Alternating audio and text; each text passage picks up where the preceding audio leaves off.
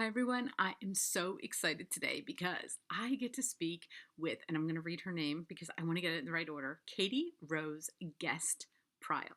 And we're going to be talking about her brand new book, The Fallout Girl, which is part of her Hollywood Lights series. It is number 5, I think. Yeah, book 5. And I can't wait to talk to her about it. It was so good. And you know what? She's a tall poppy writer. Tall poppy writers. I love them. I still want to get invited to one of their conventions. They have like little get-togethers, and I want to be invited. So I probably won't. But anyway, we're going to be talking everything about all of her writing and the Fallout Girl, and I can't wait. So everyone, here is Katie.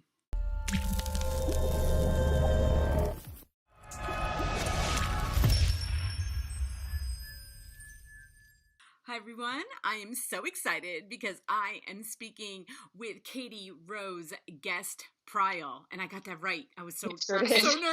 Yay, I got it right. And we're going to be talking about her brand new book, The Fallout Girl, and she's got the cover right there, which I'm now seeing not on my computer, which I'm so happy about because I love it.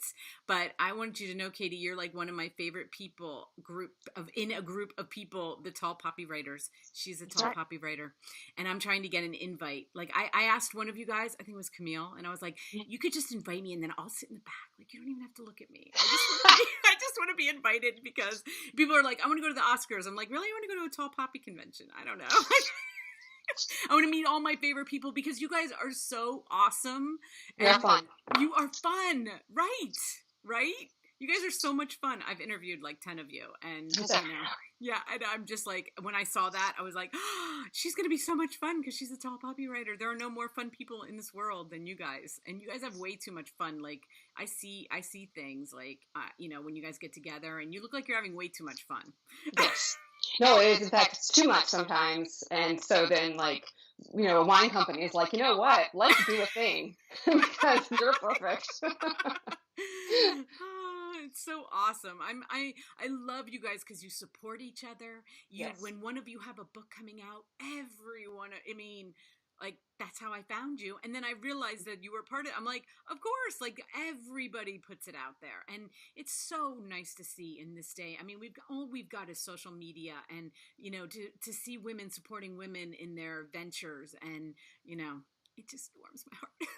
Well, yeah, and of course, I'd say I would not be where I am today if it weren't for a chance meeting with the founder of the Tall Poppies, Anne Garvin, who's a fabulous novelist, and we met in New York. I had just given birth to my second child, who is now 7, so that's how many years ago, and she like just said, you should be a tall poppy, and I'm like, well, I'm tall. I am, I'm 5'11", and I'm not very flowery. I don't know what is this poppy thing, and in fact, she was just starting it then, and so I was one of the original members all these years ago, and now it's grown to be this unbelievable thing, right? Like you said, and it's something where our own writers say, go with a new editor at a new house, and the editor says, well, see if you can get in touch with those tall poppy writers, and the person is like, I am a tall poppy writer, because we've managed to expand our reach so far, and we've only done it by being nice, which is, it's kind of hard to believe, right? This is how we did it, and we're nice to each other, and we're nice to people who aren't poppies, and like, if there's someone out there who is either a reader or a blogger or another author, and they're just awesome, we're like, you're awesome. Let's just, let's have a conversation on social media, or let's, this is a book I read by someone. We write a weekly book review about featuring non-poppy books on our blog. I mean, it has to be a non-poppy book. And so we feature non-poppy writers on our blog and on our Facebook chat, and it's all about lifting other women writers, and that's all it's about. Yeah, her vision, I just love it. When you go on, I'm going to link it below. You go on there, and her vision was just so, and like I said, I always know before, if you guys are, when I saw that, I'm like, it's going to be fun. You guys are all so awesome. And when some of them, I don't even remember who it was. I think there's a couple of them in England it isn't just the United States. Um, Right? well, we have people, we've had puppies come and go. Like people have decided that it was a lot too much work because it is a lot of work. Right. So, but they get like it's not like they're like gone forever, right? So they're still like friends and they're alumni, right? Right. So Alumni. Karma Brown, who I adore, lives in Canada. Right. And I'm trying to think. It's hard to keep track, honestly, because we always have about 45 people. So we've definitely always had an international presence. We had some people in Europe for sure, and Canada, and I'm trying to think because we're actually bringing in some new people like imminently. So pay attention.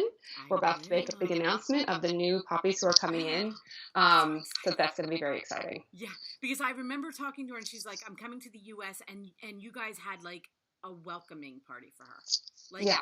And she was just blown away. And she, it was a couple of months ago and I can't remember who it was, but it doesn't matter. But she was just like, that's how awesome these people are. Like, I'm coming to the US for a book tour and I'm getting a welcoming party. So, that's really cool. But anyway, let's talk Fallout Girl, because that is another thing about you guys. You write fun books, okay? Yes. Well, I think books should be fun. I mean, this is what I do in my free time. So if it's not fun, why are we doing this?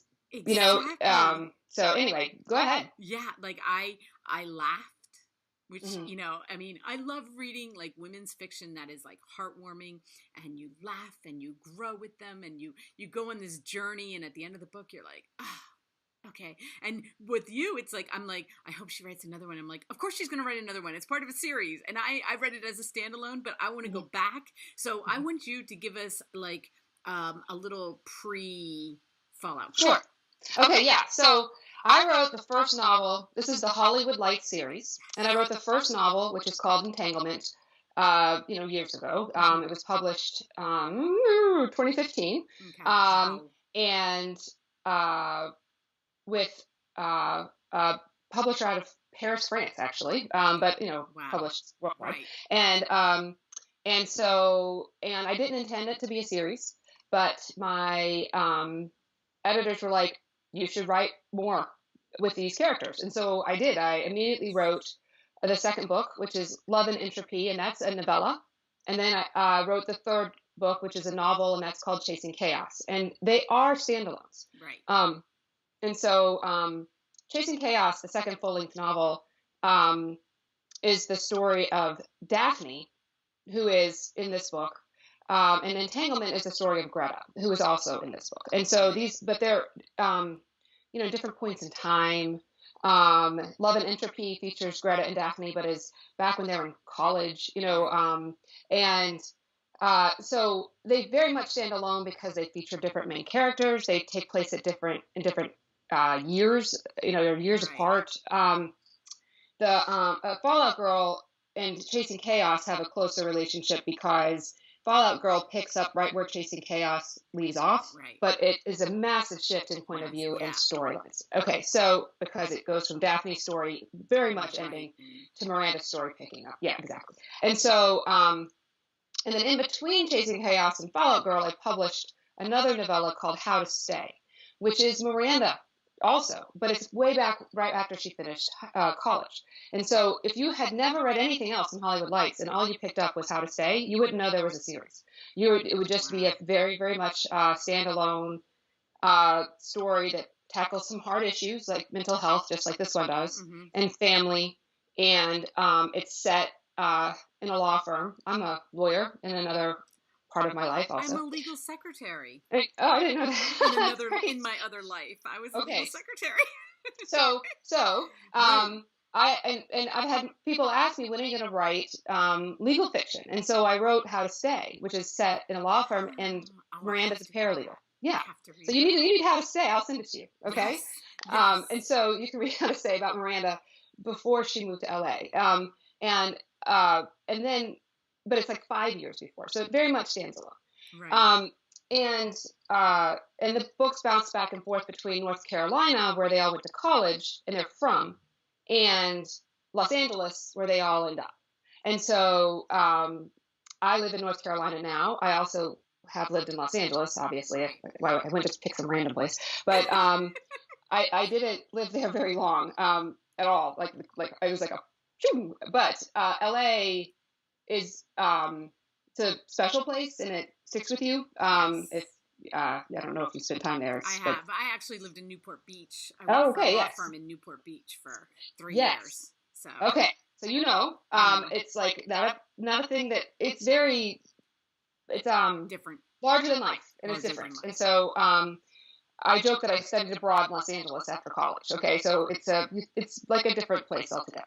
And so Los Angeles is almost a tertiary character in these books. It's part of the story. Right. I love that. I definitely have to read that because when I tell stories about my law firm days, because I'm here in Pennsylvania, so I started in Pennsylvania, but then I moved to California, and then I moved to DC, and I Oh worked yeah, for a law firm that had 600 attorneys, and that's in the yeah, early 90s, when before technology, and you know. it's a And big I deal. went from a very, very liberal law firm in North Newport Beach, where we got half a day off every Friday to go to the beach, and then I went to a very conservative. That's a thing. Yeah, and my first day at my Washington D.C. job, okay, I walk in and I'm wearing this this is the beginning of the 90s. I've got shoulder pads, but I got this very like California outfit on. I got called to the manager, whatever she Hmm. was, HR, and she was like, "You cannot. You need to go to Ann Taylor and get some outfits because Hmm. you cannot wear that here." Yeah, you need some navy blue. You need some black and some navy And some, blue with maybe a white shirt, and a blazer. I'm so sorry. This is so boring. But I have to tell you, the dress, as a law firm, like they might have came off like that, but happy hour on Fridays were the same as happy hour Fridays in California. So. I mean, when you're that stuffy, you have to let it out somewhere, You've and got that's to, and it yes, was fun. I look back and so I have to read it because I have very fond memories of that time. yeah, So anyway, yeah. so that's awesome, and I did love that it was like her parents were both lawyers, Hmm. Miranda. When you talk about that, this is totally standalone. Everybody, I did not read any of the other books, and I enjoyed this thoroughly. Okay, I'm so so glad. I'm It's great. going to give you some points. Okay, and then we'll talk about some of the other stuff. But I'm going to give you some of my laugh out loud moments. Okay, Great. and these are not spoilers. Okay, so Yeah. I'm trying to figure out the order. I want to do this. I've got two, but okay. So Charlie is Miranda's brother. I have a Yes. younger brother, and so I like really related to their story a lot. But at the part that he says, "My sister eats guys like you for brunch with Bloody Marys and a side of cheese grits," I was like, I stopped. I was like, "Oh my god, that's a miracle!" Because it so summed her up. Hmm. Because I love her. She's strong, but I mean, she's got so many sides to her. She's just Hmm. amazing. But to have her brother, like this guy thinks that he's going to be like, all like, I know her. And he's like, yeah, okay. Yeah. Okay. Yeah. I mean, I actually don't have a younger brother, but I've had lots of younger brother people, Okay. and I have a cousin who lived with me, Uh-huh. and he's like my little brother. So Right. it's great. He's great, and he, we talk on the phone all the time. He texts me at 2 a.m. I'm the one he calls when he gets arrested Right. because he was drinking underage. I mean, this is like he's like my little brother. Right. And then I also had a very good friend all through graduate school, which I also have a PhD, and so like this was like an 8 year period, okay, and he like slept on my couch most of graduate school. He did not know where, like he could not buy pants without my help. Like this is like, and he's younger, a couple years, like 4 years younger than me, maybe five, Right. and so it was. And he would have been the person that would have said They that would have said like that to you. when Yeah. like I'm at the like we're all sitting around and I would have gone to get a drink and then some guy would have said to him and so what tell me about Tell Katie me and about Katie. this guy would have been like yeah dude just forget it. There's no way. So I kind of took these two people Oh. that I was very close with, the like little brother in grad school and the cousin, and I pushed them together, and I came up with, and then I with a, and then of course added in the sort of southern, gentry prince that Yeah. made him Charlie, and came up with this, I this little brother from Miranda. loved their relationship. Yeah. I just related so much.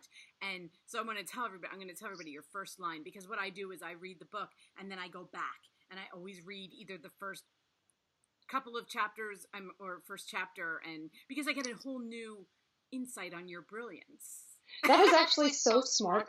I love that you just said that because I can tell you right now that first line is, go ahead. Okay. No I know what one it meant is too. more to Miranda, George, than her little brother Charlie. Now, when you read that line and you're opening up a book, you're like, okay, Sure, no right? big deal. Yeah, like, Hmm. okay, no big deal, right? And then you read the book and you go back and you're like, ah, it was right there. It was right. The whole It point. was right there. The whole point. I'm like, All right Katie is a genius. She had that as her first line. I mean, so I've been doing that more and more, and this is a book that just worked out very perfectly for me. And then I got to see what a genius you are. But anyway, Well, thank you. So every time I come on your shows, you call me a genius because we can do this again sometime. right, It's we really will great. because I'm sure you have other books coming out. I'm sure. Okay, we'll work that out in the future. Exactly. But Exactly. I really appreciate you noticing that because I mean, the first line of a book, of course, is supposed to be Yep. like it should be important, right? Right. And that right there is the motor that pushes the entire story forward. And it's right there, Absolutely. And you and don't you you got it. don't know it. You know, it's so subtle that you don't realize it. And when I went back this weekend and I saw that, I was like, oh my, it just like I said, there are writers and there are readers, and I'm a reader and you are the writer who gets to figure this out, okay, and how to entertain me with just like I get thrilled when I see something like that. After getting done with it, and like going on the ride that is Miranda. And okay, so we get deep with Miranda, and I'm going to let you talk about it because I always get myself in trouble because I do not want to do spoilers, but I want to talk about it as far as you want to talk about it. Okay, I have to cough. I'm so sorry. No, go ahead, cough. No issues. The allergies just hit here in North Carolina where I live. Yeah. That means they're probably coming to you in a minute. In a minute. Or they're already there. I don't know, but we're kind of having April in May. Okay, so they're not there yet. They'll be there no, 2 and weeks. as a matter of fact, my eye is watering, and I'm like, oh, maybe something's happening out there because it's terrible. Oh, it's all, my one eye coded, is just like dripping, and it's like, so I totally get you. But anyway, okay. So I'm gonna let you talk and you tell us about Miranda. Well, I don't think it's a spoiler. It's because everywhere to say that Miranda has bipolar disorder because this was a very important part of this book. So this is a book about mental illness and disability, and I write about mental illness and disability a lot. I'm a journalist, and I was a law professor, and in my role as a law professor. Oh yeah, well, as a lawyer, I like have all these hats. Well. It's more, it's not as circuitous a route as it sounds. I went to law school, clerked for a judge, I got my doctorate, and then I went into academia. So that's a pretty straightforward route. Okay. I did work in a law firm part-time in grad school to help pay the bills. So where other people were baristas, I was, doing workers' compensation law. So that's, which is a thing you can do part-time. There's not like I wasn't litigating. I was, filing claims, which is forms work. And so it was something I could do. And it helped keep student loans down. And, I worked like 3 half days a week. It was really great. And so I was very lucky that I had that. And then I did my PhD in rhetoric, which sounds crazy. But what that means is like Aristotle. Okay. And then, but that's really good for law professoring, which I did do. And so I taught at UNC Chapel Hill, which is where I live, in Chapel Hill. And so, for 7 years. And, you call you and then, a genius? That's interesting. You are a genius. Well, I would say I'm average. Like, so here I am in Chapel Hill, and it's like heaven on earth. And you look around, like the sky is Carolina blue, right? So, so the point is that I started writing a lot because I was a professor, and you're supposed to do that. But I also was writing novels and other things at the same time. And my specialty when I was a professor was disability studies. And that piqued my interest because I was doing workers' compensation law when I was in grad school. And, I worked for one of the top workers' compensation firms in the state. Like my boss he was a genius, and he had all these really, really, really tough cases, people who were really hurt bad. And it was, and so these are people who are like just disabled for life, and they were not, they had not been, and so they had become disabled, and it really changed how I thought about disability and what it meant to be disabled and what it meant to be disabled in our world. So disability law and disability studies became my specialty.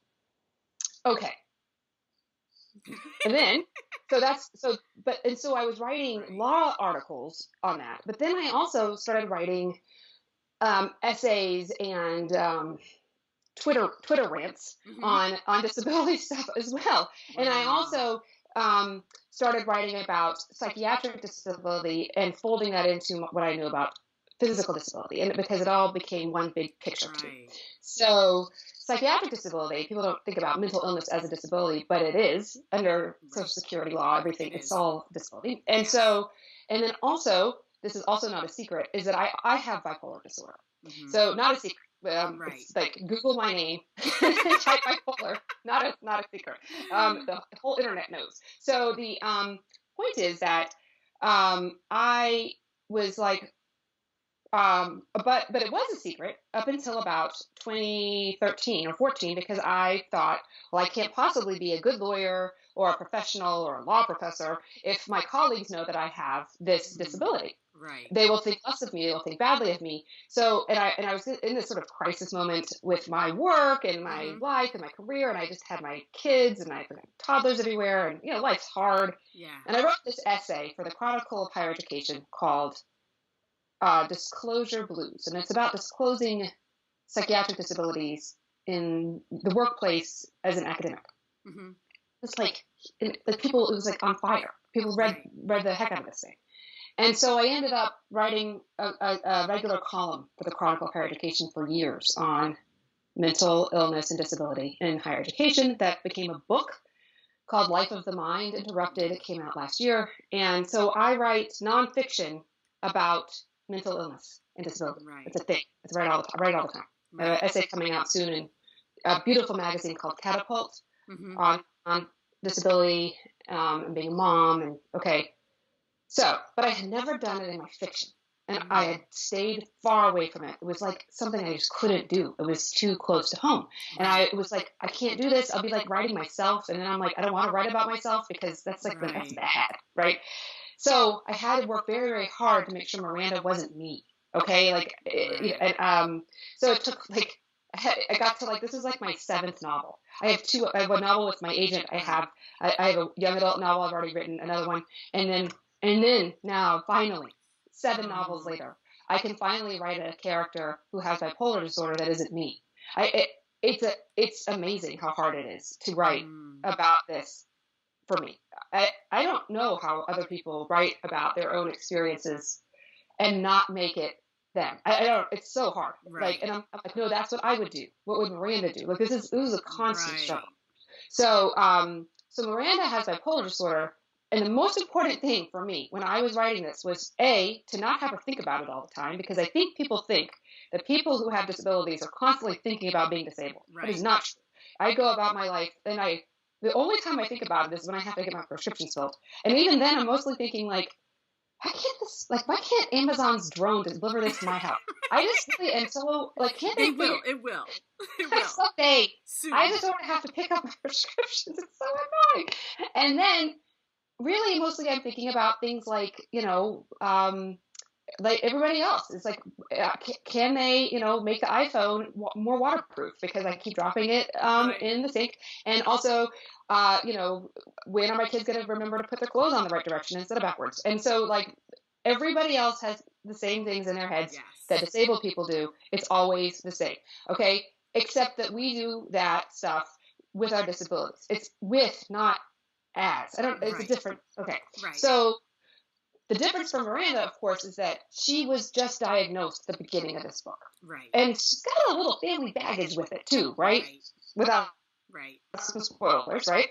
So she has to A, overcome that baggage, and B, deal with the newness. And so, but even with that, I don't show her, or I work very hard not to show her constantly thinking about it, right? It's not, I either show the experience of the what it's like to experience what it is she's having, whether it's a manic episode or not, right?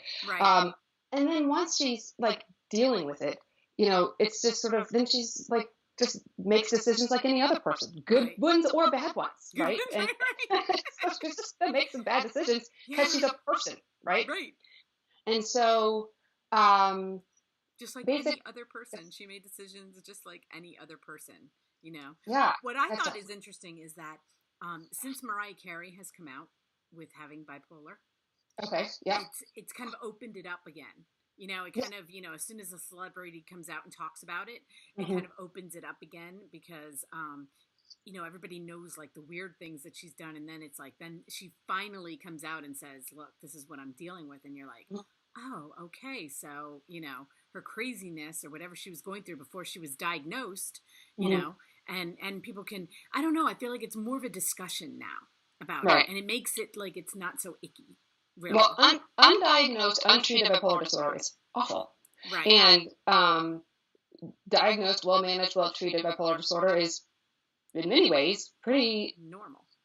Yeah, I mean, you can, if you have a great support system, which I have, and you have resources, which I have, okay? Right. So the people who struggle are people who don't have those things. And just because she has a lot of money does not mean Mariah Carey has a good support system, okay? That does not mean that at all. Right. Okay.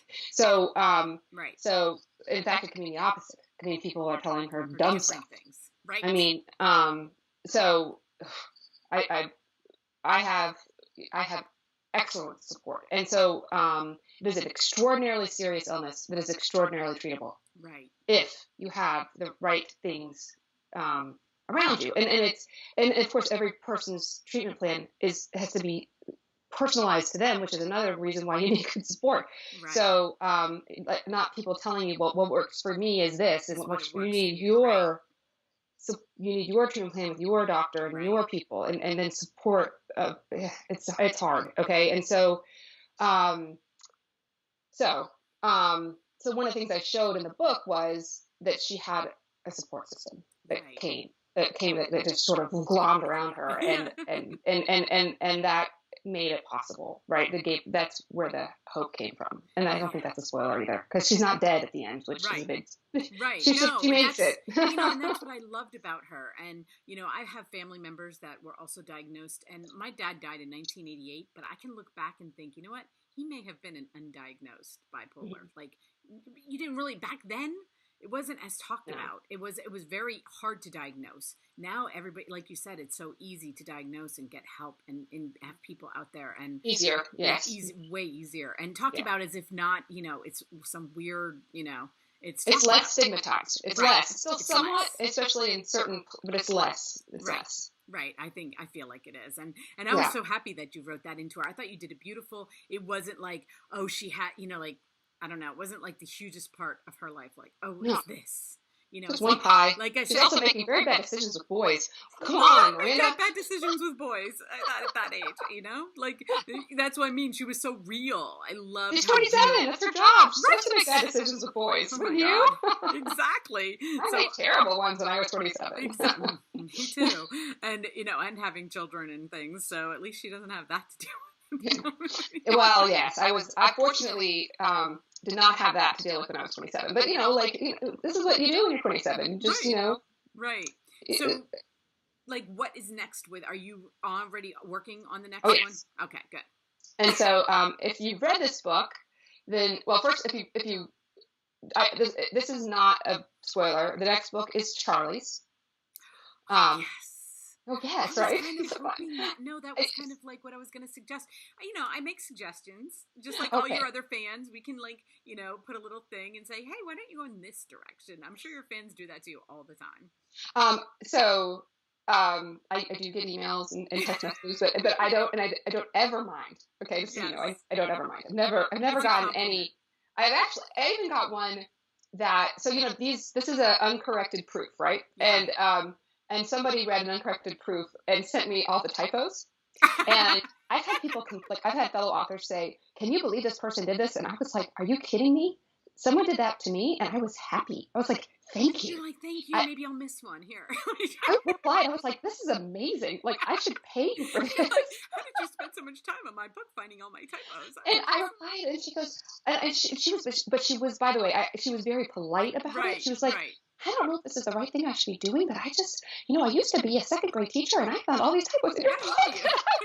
Because she had won an early copy, right? Right. She'd And won she a, didn't realize it was I did that too. When I get early copies, I go back and I'm like, oh, this is an early copy. Okay. yes, it was an Yeah. early copy. And it says uncorrected proof on it. And there's a page inside, it says stamped uncorrected Yeah, proof. she was It doesn't, but she must have never won one before and didn't know. And just so, happy and to I help. replied to her email and I said, thank you so much for this amazing work that you did. This is incredible. And I have no doubt the copy editors will miss some of these that you found. You are the best copy editor I Right. have ever seen. This Right. is That's amazing. awesome. Yeah. And so I was not in the slightest bit upset by that at all. But I know that I was like, how could you possibly be bothered by that? I was like, Right. sweet. And so anyway, so yes, Charlie, but it would be a spoiler for me to mention who the love interest will be, but you could guess because you have read the book. I already know. Now you know. I already know. You already know. But You already know. I'm so happy that it's Charlie, and I can't wait. Okay, so this one just came out for everybody. You're going to be able to hit the link that I'm going to have below. It's going to take you right to Amazon, and you hit one button, and you've bought it, whether you get it Kindle or by one click. And so I am so happy like that it's already out. And then it's like, okay, so I wanted to like, is she coming out like this year? Are we getting one, or do we have to wait till 19? For Charlie's book? Yes. Oh, so it's 2018. This book just came out last week, so you're definitely going to have to wait till 2019. I just knew you were going to say that, but we can always hope. But yeah. Okay. Maybe what I'll do, maybe I'll write a short something, like a little fan epilogue for free to put on my website. Okay, how's that? Yes. I can do that. I do that. I could probably write that in a weekend. And I will have her website listed below too. But, okay. You just have to be so happy that everybody is loving it. I mean, I was reading, it's only been out for a week as we speak, okay? I mean, that everybody's loving this book. And show the cover one more time because everybody's loving this cover. I see it all over Instagram. They're like, look at this book because it kind of just like, I don't know. It makes you just the cover designer did a great job. And you just want to read it. You're just like, yellow dress. I know. That's not a spoiler, but you're going to have to read to know what we're talking about. You do. And then I excited. go back and I look at the cover and I'm like, and see how awesome they are. See how awesome the cover is. Sorry, I have a proof version. That's okay. Proof. But you just see, you see the palm trees and and everybody that's not there is like, yes, I just got back from LA, so I went there for a weekend. It was beautiful. The weather was gorgeous, and but I know it must be so hard to be a weather person there. Yeah. And today will be sunny. I know. And lovely and 70 degrees. Again. I can do that. Today will be sunny. 70 degrees. Right, exactly. Well, thank you, Katie. I am so happy to have met you. This has been so fun. Thanks, Michelle. Yeah, and I can't wait till the next one. We will talk. Get me an early copy, and then we can have it released right on the day because I love doing that so much, and I can't wait to read Charlie's story. So thank you, and thanks for accommodating me and letting me read this, and I was just so thrilled. This is a great. You're a great reader. Oh, thank you. The first line thing. I mean, that's sharp. You know what I always say to my children? I'm a professional reader. You are a professional reader. Obviously, it has to be a thing, right? Yeah. I made it up. I made it up, and I've just called myself that now. So. Well, I mean, I don't think that's a fake thing. I think it's a real thing. Oh, okay, good. Awesome. Yeah. Okay. Totally. Well, like I said, all of Katie's links are going to be listed. You can find her everywhere, and it's going to go to her website and her blog and Tall Poppies and everything. We're going to cover everything. So thank you so much, Katie. We will talk again soon. We don't have to say goodbye because, I definitely want to talk to you Until next time. Until next time. Right. Have a great day. Okay, you too. Bye-bye. Bye.